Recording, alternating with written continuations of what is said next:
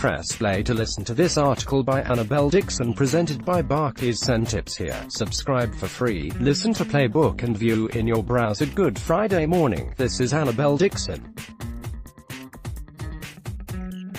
Driving the day. Eastern promised Philip Hammond will take the stage in Beijing within the next hour with a major speech designed to court Chinese investment. The UK Chancellor is due to speak at 7:50 a.m. UK time, and will be interviewed by international broadcast media afterward. Journalists' focus will likely be the furore back home in Britain, where Cabinet Secretary Mark Sedwill is still trying to pinpoint the source of a diplomatically sensitive leak of the National Security Council discussion to allow Chinese telecom supplier Huawei to help build the UK's 5G network. Hammond is thought to be broadly in favour of Huawei's limited involvement, but is unlikely to look kindly on those ambitious colleagues suspected of leaking the decision. Belt up. Hammond has headed east to sell UK business infrastructure, finance and skills at the second Belt and Road Forum hosted by President Xi Jinping, which will also be attended by leaders from 37 countries, including Russian President Vladimir Putin and Italian Prime Minister Giuseppe Conte. It wasn't me. The fallout from the mega leak continues in London as ministers at the meeting were forced to deny they were to blame for the disclosure. Foreign Secretary Jeremy Hunt, who faced the whole press lobby at a lunch yesterday, was first out of the blocks, to the annoyance of some cabinet colleagues. He strongly denied he was the source of the leak. He was followed by Defence Secretary Gavin Williamson, who issued a statement, while International Development Secretary Penny Mordaunt, International Trade Secretary Liam Fox, who was also busy clarifying his position on climate change, and Home Secretary Sajid Javid also made it clear they did not have any involvement. Sedwill had written to those present at the meeting and demanded that they tell him by 2 p.m. yesterday whether they were involved and would be willing to cooperate with an inquiry. According to The Guardian, the Daily Mail has drawn up a whodunit page this morning complete with mugshots of the suspects. Officials put in the frame. Both the HuffPost's Paul Waugh and The Sun's Tom Newton-Dunn have been told that Defence Secretary Gavin Williamson initially pinned the blame on the Cabinet Office Secretariat on hearing about the leak, though quickly realised he had made an error. Culture Secretary Jeremy Wright told the House of Commons the inquiry could become a criminal investigation. On Newsnight last night, Andrew Mitchell said the security services may have to interview senior cabinet ministers sitting on the National Security Council as part of the inquiry. From the author, The Telegraph's Stephen Swinford, who broke the story, defended its publication in a column for the paper. The issue of Huawei is undeniably a matter of significant public interest. It is the fundamental role of political journalists to give their readers an insight into what goes on behind closed doors in the corridors of power, and inform them of decisions that will affect their lives, he writes. The paper follows up with a leader warning against a heavy-handed investigation. Doubtless, the government would have preferred to handle its presentation differently. But thwarted PR opportunities do not justify a heavy-handed or even criminal investigation aimed at curbing the freedom of the press to report such information when it receives it, the paper writes. **** A message from Barclays. We've announced a dedicated £14 billion lending fund as part of a series of initiatives to help smaller businesses succeed through uncertain times. Today, on a pretty feisty BBC Question Time last night, Vince Cable reiterated his desire to work with the breakaway party Change UK. I had suggested we have that kind of cooperation. It wasn't feasible within the present voting system and there wasn't willingness to do it. I am concerned we're just fragmenting in rather a chaotic way, Cable said. In the Times, former Tony Blair speechwriter turned columnist Philip Collins also criticises Change UK for turning down serious talks about forming an alliance with the Liberal Democrats and the Greens for next month's elections. Also not impressed, disillusioned former Change UK activist Dan Healy claims in The Times that Change UK is riddled with distrust. Despite being overwhelmed by more than 3,500 applicants for just 70 positions, the party largely chose to favour delist public figures, former MPs and candidates, and those who had personal relationships with the MPs and staff, he claimed. Raining on his parade, Tiny Tommy Robinson, the pint-sized far-right protester who announced yesterday that he was standing for the European Parliament next month, was banned from handing out burgers at his rain-soaked barbecue in Manchester last night after being told by police he would breach electoral bribery laws. Accusation. Campaign group Hope Not Hate have accused UKIP candidate Carl Benjamin of using deeply offensive language in this video. Labour Brexit drama, all is not happy in the Labour Party election campaign. HuffPost's Paul Waugh reports that Labour's European election leaflet omits to mention a second referendum. Waugh tweeted last night that there was huge pressure to change the leaflet before it is printed and that shadow Brexit Secretary Keir Starmer is furious. Making the case, POLITICO's Mark Scott has reviewed Facebook's political ad data and found that groups opposing Britain's departure from the EU have outspent those in favour of Brexit on Facebook political ads by more than a third since October.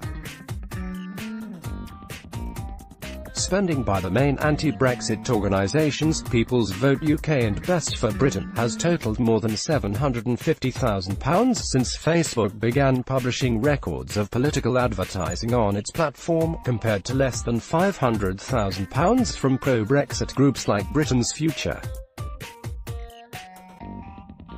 The story is here for Brexit Pro subscribers.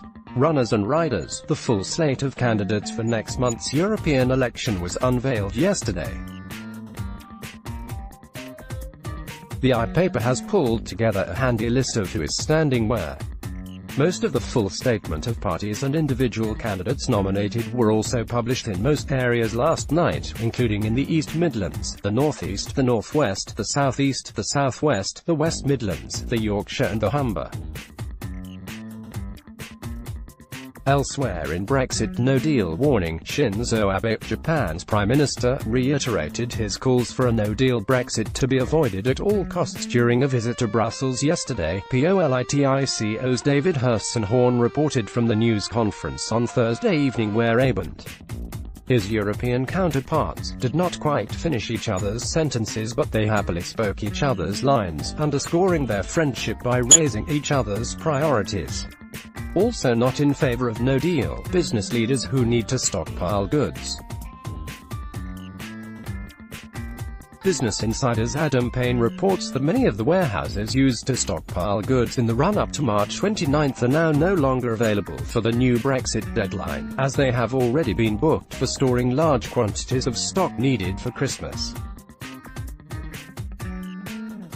If at first you don't succeed, The Sun's Tom Newton-Dunn reports that Graham Brady, chairman of the Backbench 1922 committee, is planning to table an amendment to the withdrawal agreement bill to remove the backstop. Anyone getting a bit of déjà vu? Hopes dying. The FT says Theresa May has abandoned her plan to try to secure parliamentary approval for the EU withdrawal agreement before next week's local elections.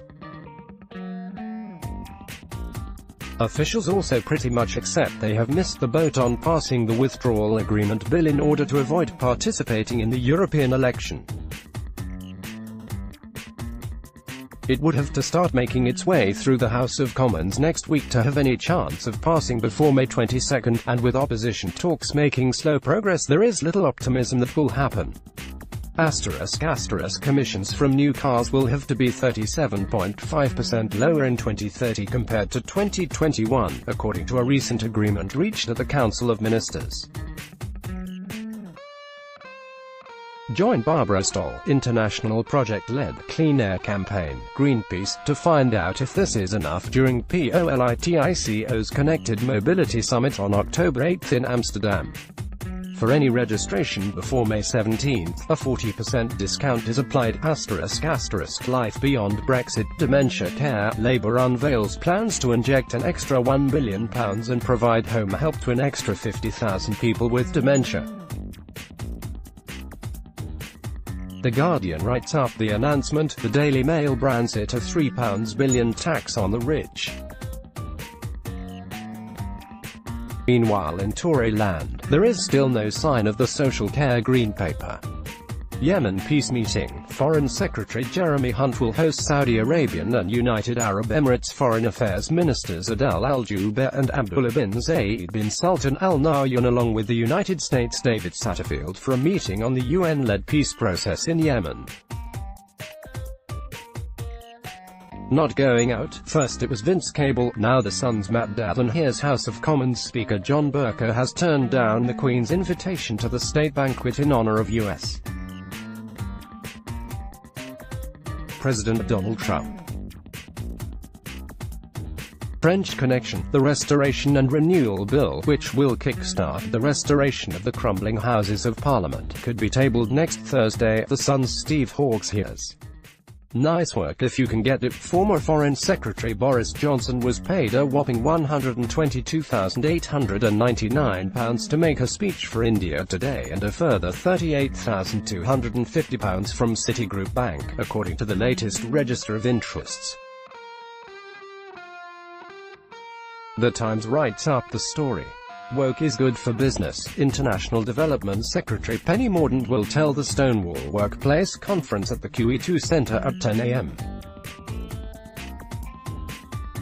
today that supporting everyone in a workplace is not about being woke or PC or trendy, but good for business. Happy Qatar Day. International Trade Secretary Liam Fox will call Qatar the UK's natural partner for trade at a City of London Corporation event at Mansion House today. Over in Northern Ireland, the FD's Laura Hughes. Here's Northern Ireland Secretary Karen Bradley and Irish Foreign Minister Simon Coveney will announce fresh talks will be held following the local elections to get the Northern Ireland Assembly up and running. Perhaps Catholic priest Martin McGill's message at the funeral of murdered journalist Lara McKee got through to the politicians. Think tank. Tory leadership wannabe Dominic Raab will lead the judging panel for this year's Institute of Economic Affairs Richard Koch Breakthrough Prize, which awards £50,000 to the best idea to give everyone in society a real opportunity to succeed on their own merit. ***, did you get it? Our second issue of the EU election playbook dedicated to Belgium came out yesterday. Written in collaboration with Le Soir, it tells you all you need to know about how the small country hosting most of the EU institutions is having an agenda collision between the European election and its own national parliamentary and regional polls. Read it in English, in Dutch or in French. ***, Playbook interview. Michael Bates, who was an international development minister, resigned this week after concluding an aggressiveness, intolerance and incivility had emerged in the public discourse post-Brexit. He and his wife Zulin set off on a walk in search of a process to restore national unity from Belfast to Brussels on Good Friday. It is the latest chapter in their Walk for Peace mission, which has taken Bates across 8,000 miles through 25 different countries. He spoke to Playbook yesterday during the Dublin leg of the walk. Attempted resignation. Bates is probably best known in Westminster as the minister who tried to resign after turning up late for questions in the House of Lords in January 2018. He told Playbook that it was pointed out to him after the attempted resignation that the mistake may have come because prayers that day were said in the morning due to an earlier Brexit debate, rather than before afternoon questions as is tradition. I was standing outside the door waiting for prayers to finish and go in. My mum said to me after she heard about this, as I said, you should always be there for prayers just in case. Gut reaction. It is my job to be here to answer questions and I wasn't here at the time. It was a very instinctive thing and I thought, gosh, what else can I do? He explained. saved by time zone. It was fortuitous for my career that this happened while the Prime Minister was on a visit to China. They weren't going to wake her to say your junior minister has resigned. So between the leader of the House of Lords and number 10 and the chief whip, they managed to square it all out, so hopefully it didn't cause Theresa May too much trouble when she woke up in the morning and found out what had happened. Violence in the murder of Lyra McKee, the journalist who was killed the evening before Bates set off from Belfast on Good Friday, was the dominant theme of the first week of his walk, he said. It is not directly linked to the purpose of the walk, but there are powerful messages that are about the importance of doing all we can to bring about reconciliation, to ensure that our institutions are working correctly, so that our society functions and we don't give way to violence, not in our name. Bates praised the way the community itself has said, no, we are not going back to the violence of the Troubles, not in our name. He added, they are the ones have been at the fore, they have got no political leadership, but the people have taken ownership of that, and I think it is all the more powerful because they have done that. Rebuilding our relationship with Dublin, until he travelled across the border and met a dairy farmer in Lusk on the Irish border concerned about tariffs post-Brexit. Bates said he hadn't quite picked up almost the despair amongst our friends in the Republic of Ireland about Brexit. There is a lot of damage being done not only to our country, but there is a lot of damage being done to our closest friends and our relations with them. At some point we need to think how we get those relationships repaired. It is almost in my view becoming a bigger issue than how or whether we leave under Brexit. On the PM's position as leader, Bates, who worked in the Home Office with Theresa May, said it was not the right time to change Tory leader. If you have ever been in a relationship with anybody and it has ever broken down and you want to repair it, I promise you the last thing you need to start talking about is moving house or changing job, or doing anything else. What you need to do is restore the relationship, and often the decisions you make together will be easier. ****, a message from Barclays. We're backing the UK's smaller businesses, the backbone of our economy. Our support package includes a £14 billion lending fund for SMEs, over 100 Brexit clinics across the country, and promoting our national network of on-the-ground relationship managers and industry experts. Unveiling the package of support, Group CEO Jess Staley said, Barclays stands ready to help local businesses in towns, cities and rural communities, up and down the country, during this period of uncertainty. We are proud to be part of the fabric of the United Kingdom, where we help the 23 million customers and almost 1 million businesses who put the trust in us every day.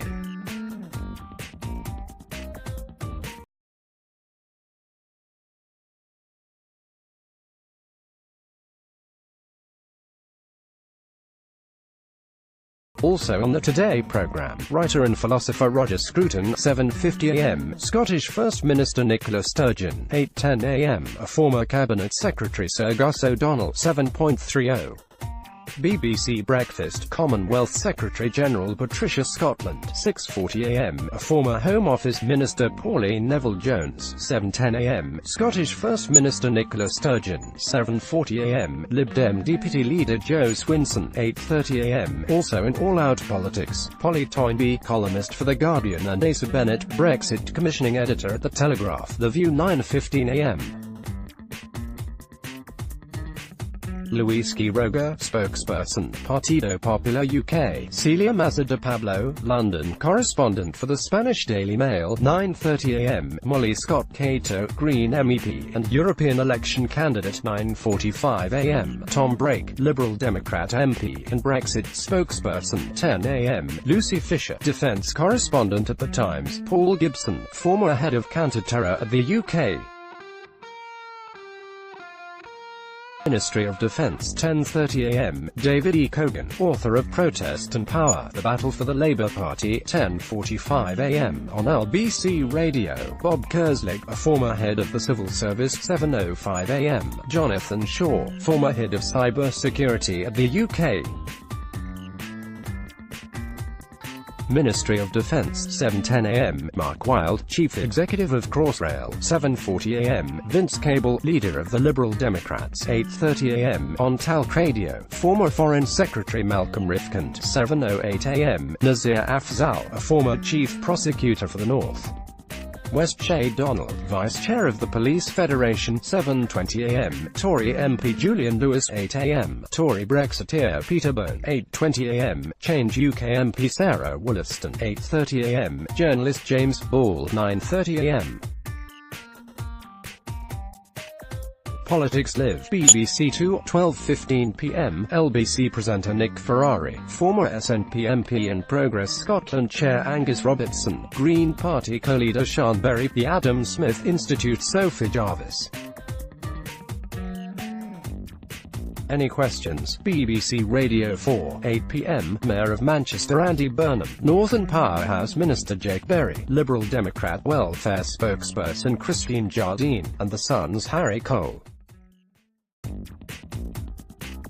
Have I Got News for You? BBC 1, 9 p.m. Guest hosted by actor David Tennant with panellists Zoe Lyons and Tory MP Johnny Mercer. Reviewing the papers tonight, BBC News Channel, 10:45 p.m. and 11:30 p.m. Telegraph Women's editor Claire Cohen and Delta Poll co-founder Joe Twyman. Sky News, 10:40 p.m. POLITICO's Rim Momtaz reports.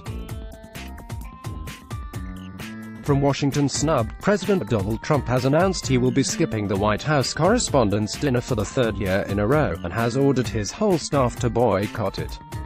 POLITICO's John Harris and Daniel Lippman say the dinner, which is accompanied by a 4-day marathon of surrounding parties, is, at best, in a semi-flaccid state. From Sri Lanka travel warning, the UK government advised against all but essential travel to Sri Lanka following the Easter Sunday bombings that killed about 250 people, including 8 Britons. The BBC writes up the story. ThankPod. It's Friday. Chopper's Brexit podcast. The Telegraph's Chris Hope is joined by Brexit Minister Martin Callanan, Brexit Party candidate Claire Fox and Dinah Glover, the Conservative Association chair, leading a controversial attempt to oust Theresa May. EU Confidential. POLITICO's Ryan Heath and Nazan Gopdamir, a journalist from the Franco-German TV station Art, interview European Commission President hopeful Manfred Weber. Times Red Box podcast. Matt Chorley is joined by Joe Tanner, a former advisor to Boris Johnson, and columnists Matthew Paris and Hugo Rifkind. Brexitcast Playbook's own Jack Blanchard joins the BBC Brexitcast team. Paul Adamson talks to Susanna Welford, CEO. House of Commons Library. The big brains of the House of Commons Library have started a podcast tackling policy topics in 20 minutes. H.T. Esther Weber, Your Weekend in Politics Sunday shows LOOKAHEAD on the BBC's Andrew Marr Show. Tory Party Chairman Brandon Lewis, Labour's National Campaign Coordinator Andrew Gwynn and Lib Dem Deputy Leader Joe Swinson. Independence Day. The Scottish National Party hold a spring conference in Edinburgh on Saturday. First Minister Nicola Sturgeon will speak at 2:45 p.m. Spanish elections. Spain goes to the polls on Sunday to vote in the national election. The big question is, how many seats will Vox, the country's insurgent far-right party, get? POLITICO's Diego Torres reports. Best of luck to everybody doing the London Marathon this weekend. 16 MPs will be lining up, 7 each for the Tories and Labour and 2 Scottish National Party MPs.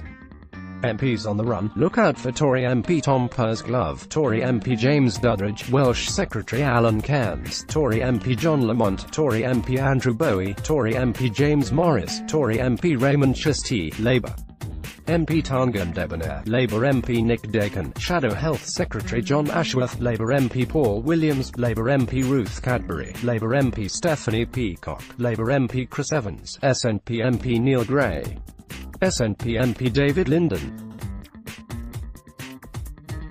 From the lobby, Bloomberg's Alex Morales, The Spectator's Isabel Hardman, The Sun's Matt Dathan and Business Insider's Tom Collison will also be on the start line.